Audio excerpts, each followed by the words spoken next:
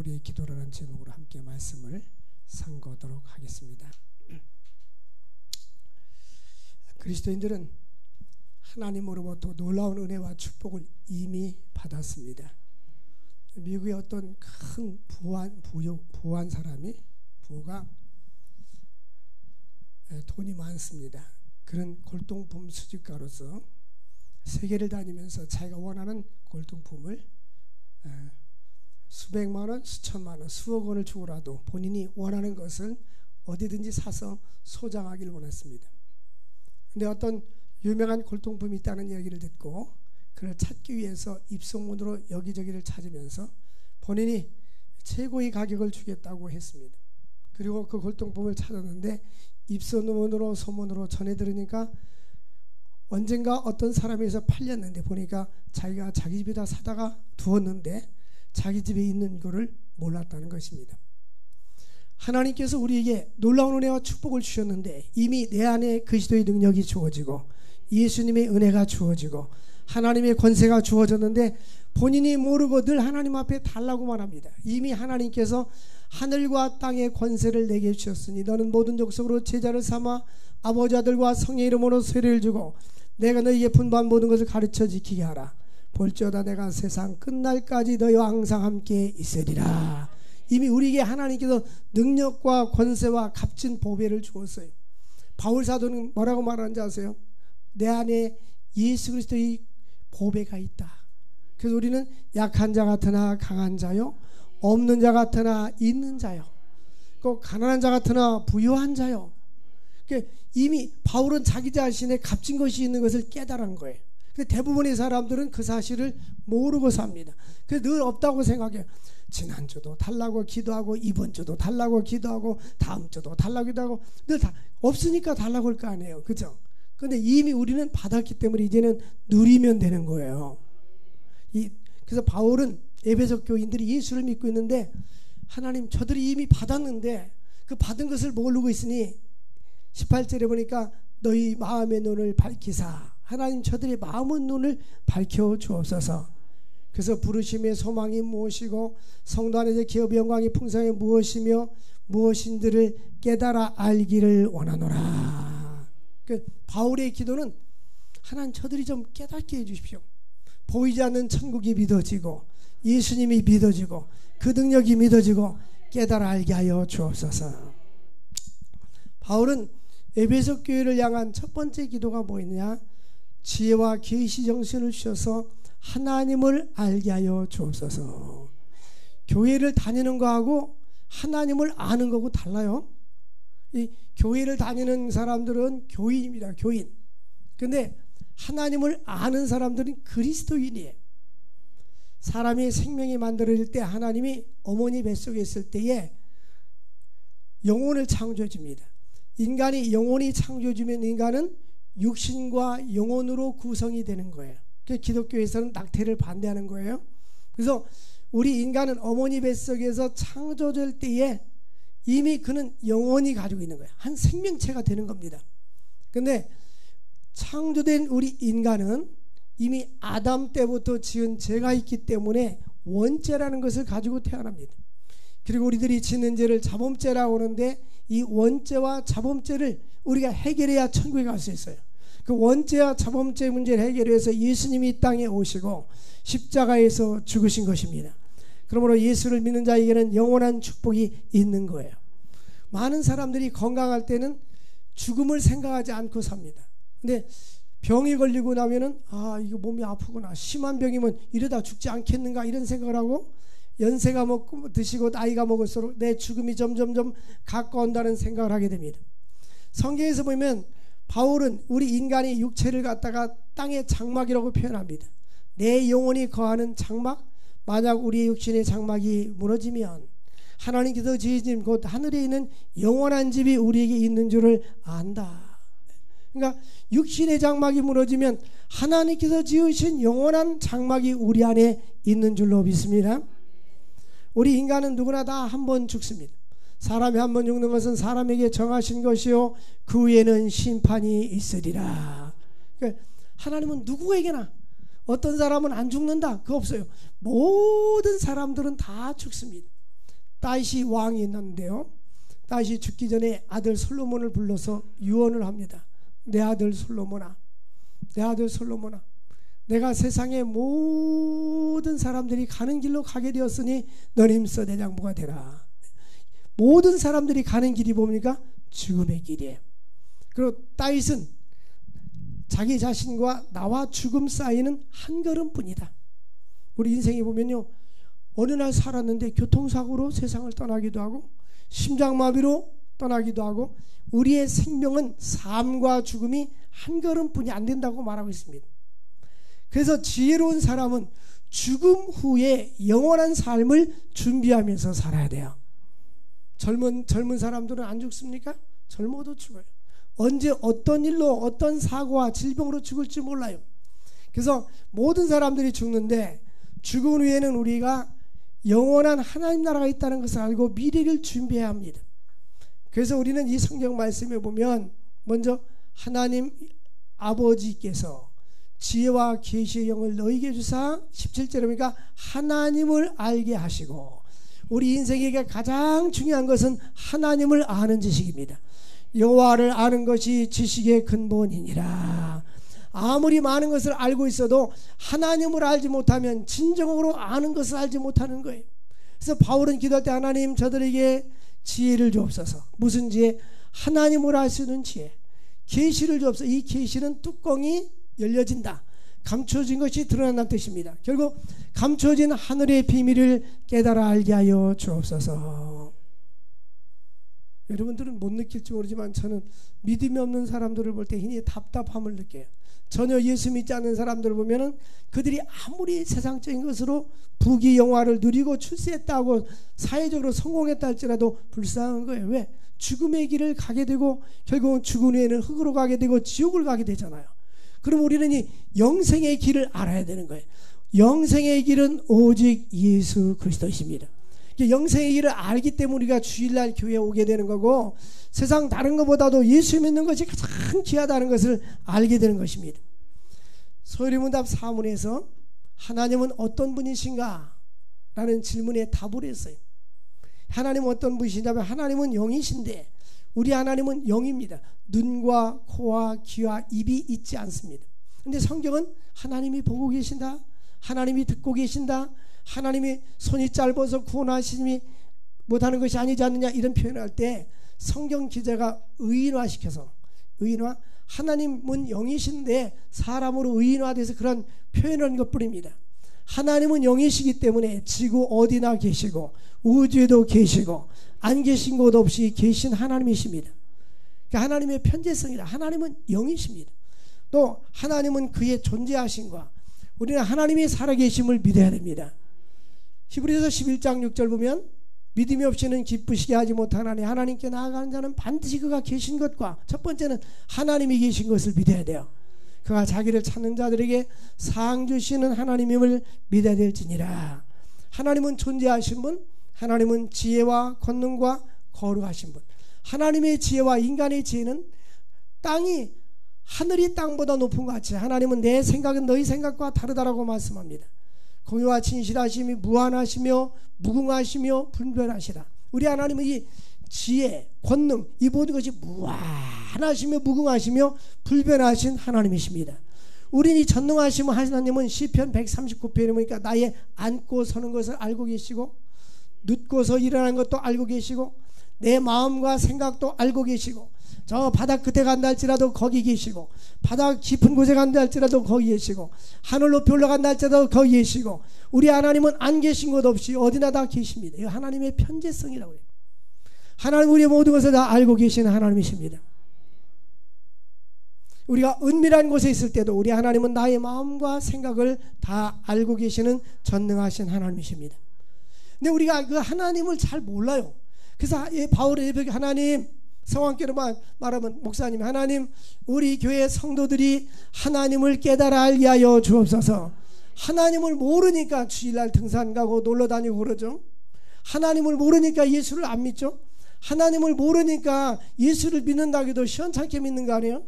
하나님을 확실히 믿으면 그 하나님은 인격적이기 때문에 나를 사랑하는 자가 나를 그를 존중히 여기고, 나의 사랑하는 자가 나를 사랑을 입으며 나를 간절히 찾는 자가 나를 만날 것이라고 잠언서 8장에 말씀했어요. 하나님은 인격적이신 하나님이에요. 사람도 마찬가지입니다. 내가 다른 사람을 사랑해주고 존중해주면 반드시 그 사람도 사랑하고 존중해줍니다. 자꾸 비난하고 욕하면 그 사람도 비난하고 욕하게 되어 있어요. 우리 인간은 마찬가지, 우리 하나님도 인격적이신 분입니다. 그러니까 하나님을 우리가 가까이 할 때 하나님도 우리를 가까이 한다라고 말씀하고 있습니다. 제가 어느 책을 읽었는데 구령의 열정이라는 책입니다. 외국 사람이 쓴 책인데 거기 보면 우리가 부흥이 일어나요. 우리는 보통 부흥이면 교회 성도들이 숫자가 늘어나는 것을 부흥이라고 하잖아요.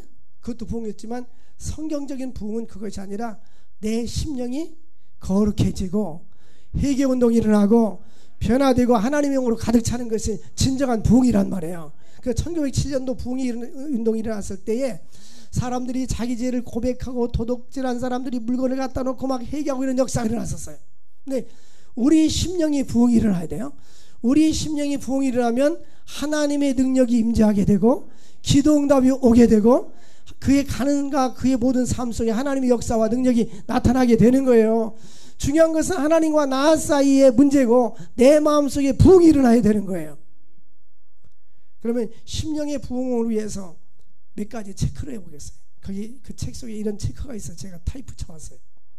첫 번째, 심령의 부흥을 위해서 모든 사람을 용서했는가? 내 마음속에 용서하는 마음을 가지고 사는가? 미국의 유명한 그 회사에서 신입사원을 모집했어요. 모집해놓고 당신의 마음속에 상처받은 사람이 있으면, 본인이 상처를 받았으면 찾아가서 용서해 준다고 말하고 오세요. 그리고 당신이 상처를 주었으면 용서를 빌고 또 용서를 받고 돌아오세요. 그러면서 따라서 합시다. 용서하라. 그리고 잊어버려라. 근데 용서했다고 하지만 안 잊어버리지잖아요. 진정한 용서는 잊어버려요. 우리 하나님의 용서는 기억도 하지 않는다고 했어요. 그럼 우리가 부흥이 일어나려면 첫 번째 용서하는 마음이 있어야 돼요. 근데 왜 아멘 안 하세요? 아하, 용서 다 했구나. 용서하는 마음이 있어요. 70번씩 7번이라도. 어떤 분이 최근에 나를 만났어요. 목사님, 우리 교인이 아닌데 자기가 누구를 고소고발하려고 했는데 할까요 말까? 제가 하지 마라. 70번씩 7번이라도 용서해라. 근데 그게 자기에게 너무나 은혜가 됐대. 다른 사람들한테 물어보면 다 고소해라 그랬다는 거예요. 우리 기독교의 핵심이 뭐냐면 사랑인데 용서 없는 사랑은 없는 거예요. 십자가에서 우리 주님께서 온 인류의 죄를 위해서 죽으시면서 아버지여 저들의 죄를 용서하여 주옵소서. 여러분들이 부부간에도 남편을 용서하지 못하고 아내를 용서하지 못하고 부모를 용서하지 못하고 자녀들 가운데는요, 상처받은 사람들을 보면 통계를 내면 부모에게 상처받은 자녀들이 되게 많습니다. 성장 과정에. 그런데 그걸 평생 가지고 다니는 사람도 있어요. 그런데 우리가 용서할 때, 이 용서는 능력입니다. 아무나 용서하는 게 아니라 그리스도의 능력이 나에게 주어질 때에 용서할 수 있는 거예요. 용서할 때 내 마음속에 부흥이 일어나는 것입니다. 하나님 앞에 주여 내 마음속에 용서의 마음을 주옵소서. 우리가 우리 죄를 용서해 준 것처럼 주님도 우리 죄를 용서해 달라고 기도하잖아요. 그게 용서입니다. 그 다음에는 화를 내고 있지 않는가. 어떤 사람은 조금만 건드리면 벌컥 화를 내고 아주 요 속에 화가 가득 차가지고 이 통이 탁 치면 바늘마냥 팍팍 그냥 터지는 사람이 있어요. 온유한 자가 복이 있어요. 또한 세 번째는 질투하는 마음이 없는가. 누구나 다 질투하는 사람이 있죠. 근데 질투가 심한 사람과 적은 사람이 있겠죠. 조급하고 초지하지 않는가. 쉽게 마음에 상처를 받지 않는가. 어떤 사람은 그럴 수도 있지. 이렇게 쉽게 넘어갈 수도 있는데 어떤 사람은 상처를 받고 정말도 상처를 받아요. 마음에 교만이 없는가. 이 교만한 사람들은 자랑하고 싶어합니다. 사랑은 물에 행치 아니하고 자랑하지 아니하고 부정직하지 않는가. 우리는 이 땅에 100% 정직한 사람은 없죠. 그러나 대체적으로 얼마나 정직하냐. 하나님 앞에서 정결한 마음을 달라고 기도해야 돼요. 이게 부흥이라니까요. 우리는 다른 데서 부흥을 찾고 있어. 지금 내 마음에 더러운 것들을 다 씻어버리고, 할렐루야, 하나님의 은혜로 가득 차야 되는 거예요.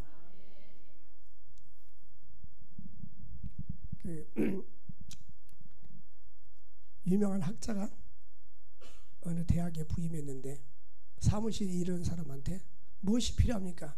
책상, 탁자, 또 메모지 여러 가지 그런 게 필요하다고 했어요.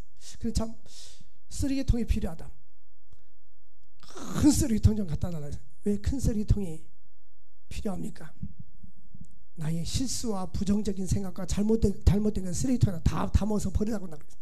여러분, 우리 속에 있는 온갖 오염들을, 더러운 것들을 다 씻어버릴 수 있기를 바랍니다. 남의 말하는 것을 좋아하지 않는가? 우리 입술 사랑이 없고 무리하며 비판하는가? 또한 하나님의 것을 도둑질하는가? 하나님의 시간, 이 주일은 하나님 거 아니에요.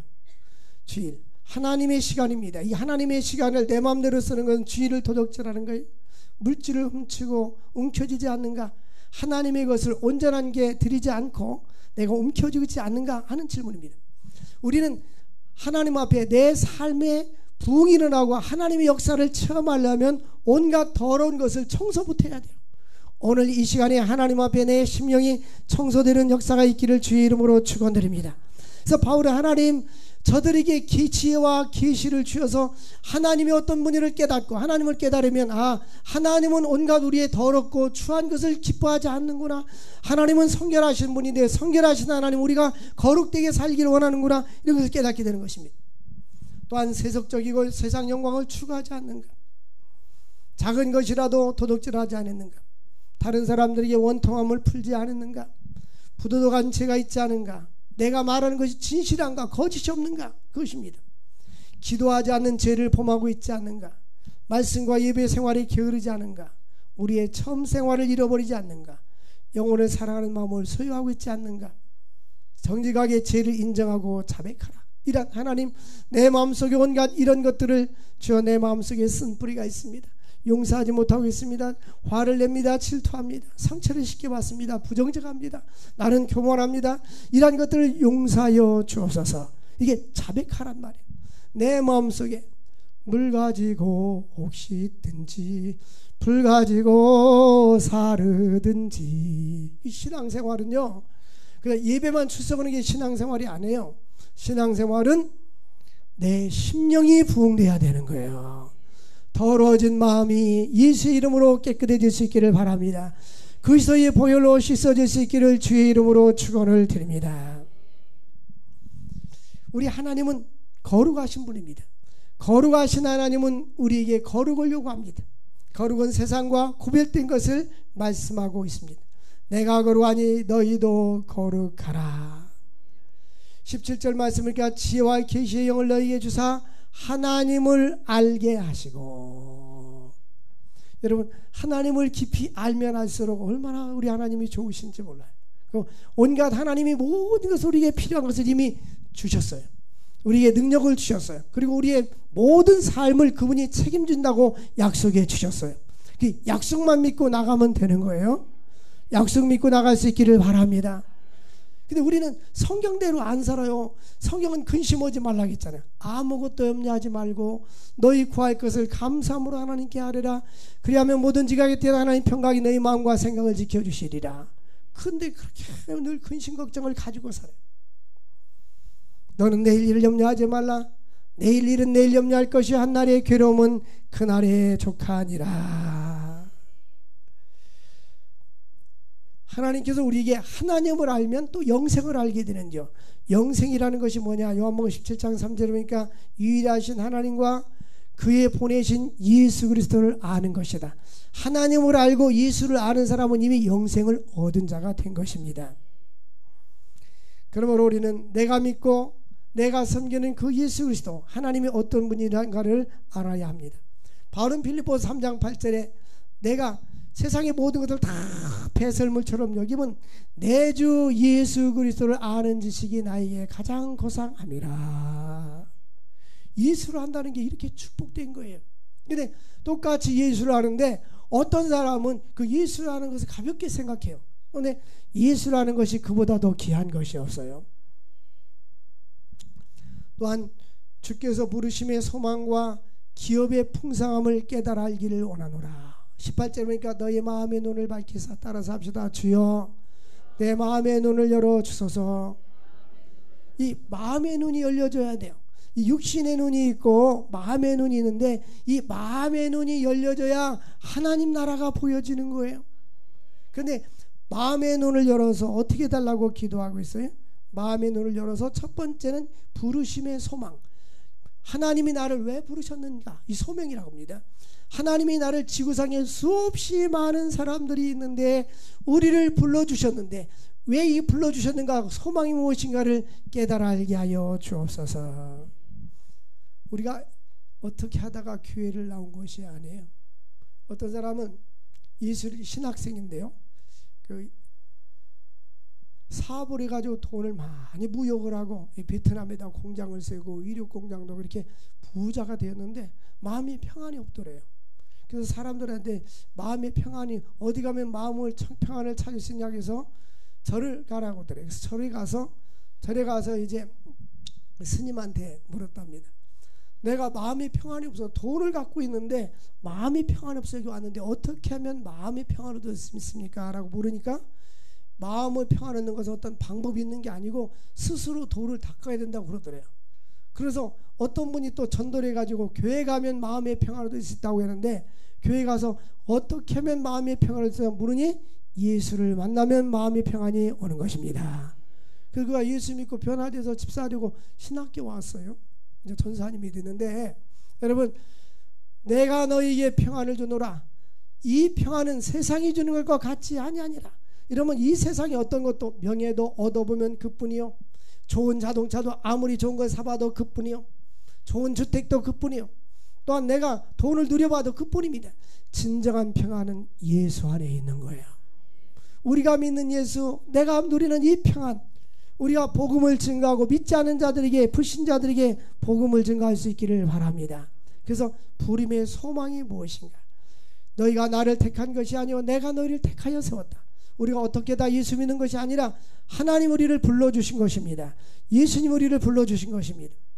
또한 그래서 우리는 감사드립니다. 마태복음 11장 28절에 보니까 지금도 수고하고 무거운 짐진 자들아 다 내게로 오라. 보면 한 사람 한 사람 물어보면 수고하고 무거운 짐을, 남 모르는 짐을 다 지고 있어요. 그러니까 너무너무 이 무거운 짐을 지고 가려고 하니까 힘든 거예요. 근데 예수님께서 그 짐을 가지고 내게 와서 내 앞에 내려놓으라고 말씀합니다. 주님이 대신 십자가에서 다 져주신 거예요. 그러면 너희가 쉼과 평안함을 누리게 될 것이니라. 그럼 주님 앞에 수고하고 무거운 짐을 다 내려놓을 수 있기를 바랍니다. 지금도 내게로 오라고 말씀합니다. 내게 오라, 주께 오라, 자비한 주께로 지금 곧 나오라. 주님 앞에 바짝바짝 다가갈 수 있기를 바랍니다. 주님 앞에 다 내려놓으세요. 그리고 주님 앞에 기도할 때도 어린아이처럼 기도해야 돼요. 하나님, 내가 몸이 여기 이렇게 아픕니다. 하나님 치료해 주세요. 내가 주님을 사랑합니다. 주님 사랑하기를 원합니다. 그리고 내가 주님 뜻대로 살기를 원하는데 믿음이 없습니다. 그리고 시간도 드리지 못하고 물질도 드리지 못하고 내가 너무나 연약합니다. 하나님, 내 마음속에 주님을 사랑하는 마음을 회복시켜 주옵소서. 이렇게 정직하게 기도했어요. 신앙생활은 내 마음대로 되는 게 아니에요. 목사님 이렇게 하라 해서 되는 게 아니에요. 하나님께서 나에게 부흥을 주실 때 내 심령이 부흥이 일어나게 되면 내 몸을 주님 앞에 드리는 것이 감사하고, 주님이 나를 사용해 주시는 것이 감사하고, 내 생각이, 세상적인 생각이 변해서 천국형 생각, 하나님의 생각으로 변화가 되는 것입니다. 하나님께서 왜 우리를 부르셨습니까? 하나님 우리를 불러주셨어요. 부르심의 소망, 제3을 주기 위해서, 제 용서를 주기 위해서 우리를 불러주셨습니다. 그리고 구원과 영생의 복을 주기 위해서 우리를 불러주신 것입니다. 또한 주의 사명을 맡기려고 우리를 불러주셨습니다. 이제 우리는 구원받았습니다. 이거로 끝나는 게 아니라, 하나님 이제 철이 들면 어린아이고 초등학생, 중학생, 고등학생, 어떤 집은 보면 이 과잉보호 해가지고 스스로 일어나게 해야 돼요. 어린아이가 넘어지면 스스로 일어날 때까지 기다려야 돼. 그런데 일어나려고 하는데 벌써 부모가 가서 일으켜주는 사람이 있어요. 그 아이는 거친 세파에 부딪힐 때 이겨나갈 능력이 없어요. 면역성이 없기 때문에 그렇습니다. 스스로 할 수 있도록 해야 돼요. 사람이 성숙이라는 것은 뭐냐면, 미성숙한 것은 어머니 뱃속에 있을 때 이 아이는 100% 어머니의 영양분을 받아먹고 삽니다. 태어났어요. 어머니가 돌봐줍니다. 이제는 성장해서 성인이 되었어요. 그러면 스스로 자기 인생을 이제 살아가게 됩니다. 더 성숙한 사람은 부모에게 효도하고 부모를 섬기면서 사는 거예요. 이게 성숙했기 때문입니다. 마찬가지로 신앙생활도 마찬가지예요. 미성숙한 사람들은 섬김이 없어요. 그러나 성숙하게 되면 주님이 나에게 주신 것을 감사하고 섬기게 되고 더 많이 섬기게 되는 것입니다. 섬기는 그리스도인 될 수 있기를 주의 이름으로 축원드립니다. 하나님 우리에게 부르신 것은 사명을 감당하라고, 주의 일하라고. 하나님, 내가 남은 여생을 어떻게 주의 일하면서 살기를 원합니까? 주님, 나를 받아 주옵소서, 나를 사용하여 주옵소서 라고 기도해야 되는 것입니다. 또한 그 말씀 보니까 부르심의 소망이 무엇이며 하늘의 기업의 영광의 풍성이 무엇이며, 18절에 보니까 우리는 단지 예수 믿는 것은 그래서 천국 가는 거지, 그리고 예수 믿으면 기도만 응답해 주겠지 뭐, 이런 생각을 단순하게 생각합니다. 근데 하늘의 기업이 뭔지는 에베소 교인들이 신앙생활하면서도 하늘의 기업이, 영광스러운 기업이 뭔지를 모르고 있었어요. 그래서 그들에게 기업을 알게 해달라고 기도합니다. 하늘의 기업은 뭐냐? 첫 번째, 영광스러운 부활의 몸입니다. 예수님이 이 땅에 재림하게 될 때에 모든 죽은 신자들이, 죽은 성들이 영광스러운 부활을 입게 되는 것입니다. 아픔도 없고 고통도 없고 죽음도 없는 예수님의 부활체와 같이, 천사와 같이 영광스러운 몸으로 부활하게 되는 것입니다. 그것이 하늘의 기업의 첫 번째입니다. 그래서 구원이라는 것은 이미 구원받았지만 구원이 완성이 언제나 예수님이 재림할 때 모든 죽은 성도들이 영광의 부활을 입게 되는 줄로 믿습니다. 부활의 몸 또한 거룩한 인격. 이 지구상에는 아무리 그 사람의 인격이 고상하다 할지라도 가까이 가서 함께 있어 보면 그 사람의 실수와 단점이 다 있습니다. 100% 온전한 사람이 없어. 우리 예수 그리스도로만이 흠과 티가 없어요. 그러나 우리들은 나약합니다. 그러나 부활 후에, 우리들이 부활 후에 그 인격은 완전한 인격이 되는 거예요. 예수님을 100% 닮게 되고 완전히 거룩하게 되는 인격을 갖게 되는 것입니다. 뿐만 아니라 하늘의 기업은 이 땅에서 수고한 대로 우리 주님께서 많은 상급으로 갚아주실 줄로 믿습니다. 하늘의 상급을 간직할 수 있기를 주의 이름으로 축원을 드립니다. D.L. 무디가 이렇게, 미국의 유명한 부흥사 D.L. 무디가 이제 비몽사몽간에 하나님 나라 갔는데 창고에 이렇게 선물이 많이 있더라는 거예요. 예수님, 저 선물이 뭡니까? 하나님께서 성도들에게 주려고 선물을 준비했는데, 기도하면 하나님이 준다고 약속했는데 성도들이 구하지 않아서 이렇게 남아있다라고 말합니다. 구하라 그러면 주실 것이요, 찾으라 찾을 것이요, 문을 두드려라 그러면 열릴 것이니라. 그래서 하나님께서는 우리에게 놀라운 상급을 예비해 주셨습니다. 뿐만 아니라 새하늘과 새 땅을 예비해 주셨어요. 옛 하늘과 옛 땅은 없어집니다. 주님 재림하는 그날에 옛 하늘은 없어지고 옛 땅은 없어지고 하나님이 만든 새하늘과 새 땅, 우리는 영광스러운 공중잔치의 들림을 받게 되고 하나님은 새하늘과 새 땅을 만들어 주셔서 그 아름다운 동산에서 주님과 함께 영원히 살게 될 줄로 믿습니다. 요한계시록 21장 22장에 보면 거기는 아픔도 없습니다. 눈물도 없고 고통도 없습니다. 거기에 보는 요한계시록 22장 5절 보니까 그들에게는 햇빛이 필요가 없다라는 거예요. 왜? 하나님이 친히 빛을 비춰주시기 때문이고 그들은 영원토록 왕노릇하게 되리로다. 이 영원한 기업이 우리에게 예비해 두셨어요. 우리를 위하여 예비해 두신 영원한 재배에서, 그런 주사 한 10만원짜리만 있어요. 이거 주사한테 딱 맞으면 신앙이 들어간다면 다 한 대씩 놔주고 싶어요. 믿음이 팍팍 자라요. 여러분, 믿음을 달라고 기도하세요. 하나님 나라를 깨달아 할 수 있도록 기도할 수 있기를 바랍니다. 요한계시록 20장 4절 보니까 그것은 아픔도 없고 죽음도 없고 고통도 없다. 모든 눈물을 그 눈에서 닦아주시니 다시는 사망이 없고 애통하시는 것이나 곡하는 것이나 아픈 것이 다시 있지 아니하리니 처음 것들이 다 지나갔음이로라. 그게 하늘의 기업이에요. 그래서 하나님, 저들의 마음의 눈을 밝혀줘서 왜 하나님이 불렀는지 하늘의 소망을 깨달아 알게 해주시고 저들에게 기업의 영광스러운 풍성한 것을 깨달아 알게 하여 주옵소서. 이 세상의 소망은 소망이 아닙니다. 왜냐하면 죽으면 다 놓고 가요. 그런데 하늘의 소망이 진정한 소망이에요. 그래서 여러분 전도해야 됩니다. 전도. 온 가족이 예수를 안 믿는 가정은 이게 반쪽 신앙이에요. 온 가족 전도해가지고 천국 가야 합니다. 다른 돈 버는 일을 위해서는 출장도 가고 외국도 가고 일도 하는데 왜 천국 가는 일에 그렇게 무관심합니까? 전도해도 말 안 들어요. 아닙니다. 하나님 앞에 기도하세요. 간절히 기도하고 강력하게 저 영혼을 위해서 바울처럼 하나님 우리 친척이 만약에 구원받지 못하면 차라리 내 이름을 생명책에서 흘려달라고 모세 그랬잖아요. 그것처럼 그 간절한 마음이 있어야 돼요. 한 영혼이 온 천하보다도 귀하다고 했어요. 이 지구를 다 준다 할지라도 그 사람 죽으면 끝이잖아요. 지구 덩어리 다 갖는 게 중요해요? 내 생명이 중요해요? 잘 모르. 너무 어려운 질문이라서 다시. 내 생명이 중요해요? 지구 덩어리 다 갖는 게 중요해요?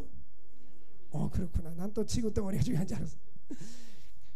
너의 생명이 무엇이냐? 잠깐 없어지는 안개라고 있어요.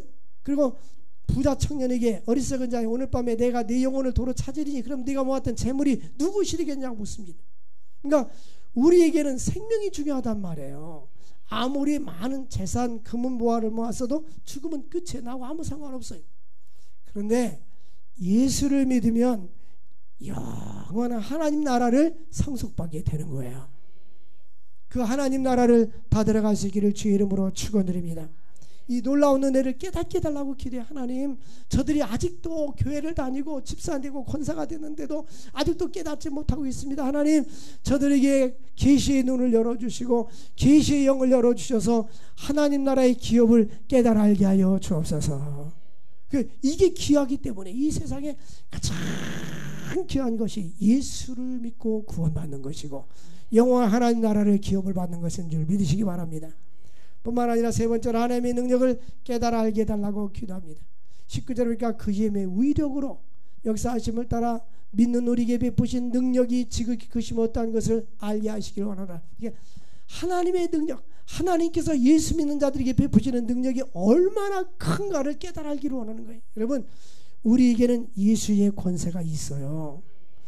요한복음 1장 12절에 하나님의 자녀가 되는 권세를 주신다고 했는데요.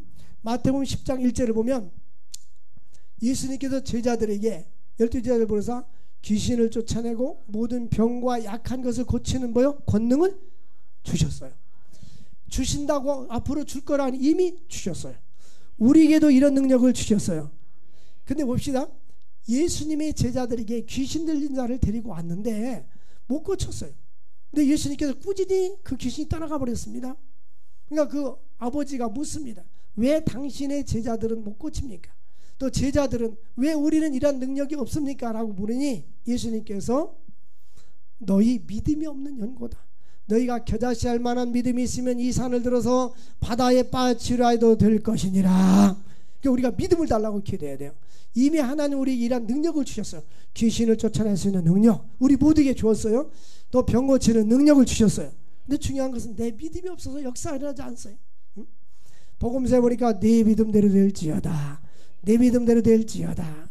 마태복음 10장 8절에 보니까 병자를 고치며 죽은 자를 살리며 나병 환자를 깨끗하게 하며 귀신을 쫓아내되 너희가 거저 받았으니 거저 주어라. 이미 우리에게 이런 능력을 주었어요. 이 능력이 있단 말이야. 근데 모르기 때문에 하나님 저들이 이런 것을 가지고 있으면서도 모르니까 그것을 깨달아 알게 하여 주옵소서. 예수님께서 이렇게 쭉 쳐 살지 말고 기죽어 살지 말고 내 안에 보배가 있단 말이에요. 마태복음 13장에 예수님께서 이런 비유를 했어요. 어떤 사람이 남의 집에 가서 밭을 갈면서 일을 합니다. 쭉 가는데 쟁개보가 툭 걸렸어요. 그래서 보니까 항아리가 들어있는데 항아리 속에 진주가 가득 차 있어요. 덮어가지고 주인에게 여보세요, 이 땅을 나한테 파십시오. 내가 당신이 원하는 모든 것을 내가 다 주겠습니다. 당신 왜 갑자기 이 땅을 팔아? 그래서 내가 필요해서 그럽니다. 5배 10배라도 주겠습니다. 자기 전 재산을 팔아가지고 땅을 샀어요. 왜 샀을까요? 뭐 때문에? 진주 때문에. 그러니까 우리가 하나님을 발견하고 예수를 발견하고 저 영원한 하나님 나라를 발견하면 나의 모든 삶을 다 투자해서라도 그 하나님 나라가 더 가치가 있는 거예요. 근데 아직까지 그것도 발견이 덜 돼가지고 그렇게 시원찮게 신앙생활을. 여러분, 내 주 예수 그리스도를 아는 것이 가장 고상함이라. 내 주 되신 주를 참 사랑하고 마음속에 주님을 사랑할 수 있기를 바랍니다. 주님을 사랑하는 마음을 달라고 기도할 수 있기를 바랍니다. 마태복음 28장 18절에서 20절까지 보면 우리 주님께서 내가 세상 끝날까지 너희와 항상 함께 있으리라 약속하셨습니다. 이미 우리에게 능력이 있어요. 나에게 능력이 있어요. 능력이 주어졌어요. 예수의 이름으로 명령하세요. 아픈 부분이 있으면 예수의 이름으로 본인이 손을 얹고 기도하세요. 하나님, 예수의 이름으로 명하노니 이 모든 질병은 떠나갈지어다, 치료받을지어다, 이렇게 명령하세요.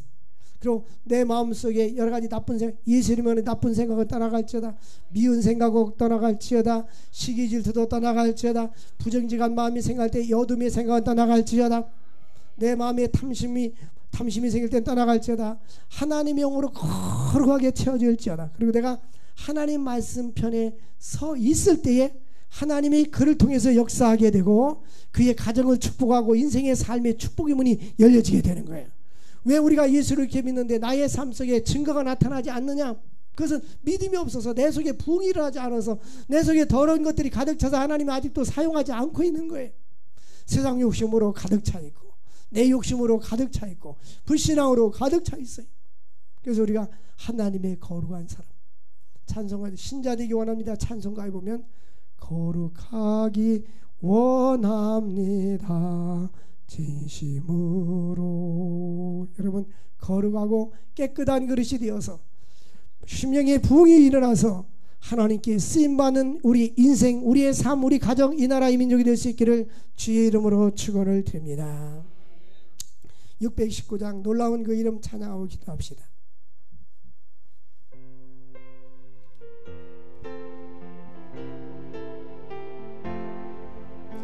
놀라운 그 이름, 놀라운 그 이름, 놀라운 그 이름, 예수 내 주, 전능의 왕이요 만물의 주시니, 놀라운 그 이름, 예수 내 주, 선하신 목자 또 영원한 반석, 전능의 하나님,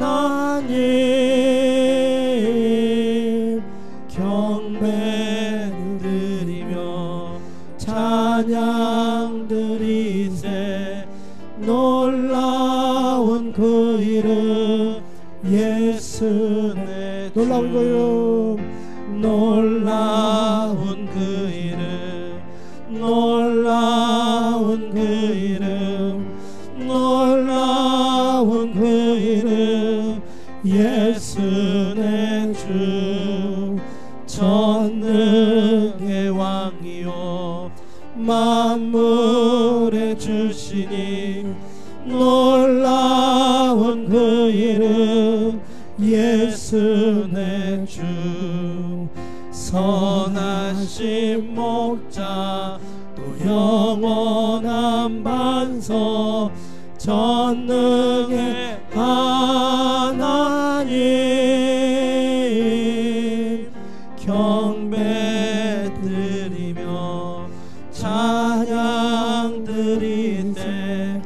놀라운 그 이름, 예수 내 주. 우리 한번 기도합시다. 하나님, 우리에게 마음의 눈이 떠져서 하나님의 그 풍성한 기업이 무엇인가를 깨달게 하시고, 하나님이 나를 이 땅에 불러주신 이유가 무엇인지를 깨달게 해달라고 주여 불러 기도하겠습니다. 주여, 주여, 주여. 거룩하신 하나님 아버지 감사합니다. 영광받아 주옵소서. 하나님 아버지 저들 마음의 눈이 떠지게 하여 주옵소서. 마음의 눈이 떠지게 하여 주옵소서. 하나님 아버지 지혜와 계시의 정신을 주셔서 하나님의 그 풍성한 것을 깨달아 알게 하여 주옵소서. 사랑하는 성원교회 성도들에게 마음의 문을 떠지게 하여 주시고 지혜와 계시의 정신을 주옵소서. 하나님 나라 영광스러운 축복을 깨달아 알게 하여 주옵소서. 하나님 아버지 저들에게 놀라운 은혜를 베풀어 주시기를 원합니다. 하나님의 능력을 깨달아 알게 하여 주옵소서. 하나님의 거룩한 능력을 깨달아 알 수 있도록 은혜와 축복 나누어 주시옵소서. 성령님의 임재하여 주시고 능력과 권세로 함께하여 주셔서 아버지께 영광 돌릴 수 있도록 은혜와 축복 나누어 주시옵소서. 귀한 제단에 부흥의 불길이 나게 하옵소서. 심령이 변화되게 하여 주옵소서. 우리의 심령이 변화되게 하여 주옵소서. 하나님의 능력을 깨달아 알게 하여 주옵소서. 하나님 능력 있게 우리를 사용하여 주옵소서. 하나님 아버지 이 시대에 저희들 심령 속에 하나님 아버지 부흥이 필요합니다. 부흥을 심어 주옵소서. 부흥을 심어 주옵소서. 부흥을 심어 주시옵소서. 영광 받아 주시옵소서. 예수님의 이름으로 기도 올려옵나이다. 아멘. 우리 409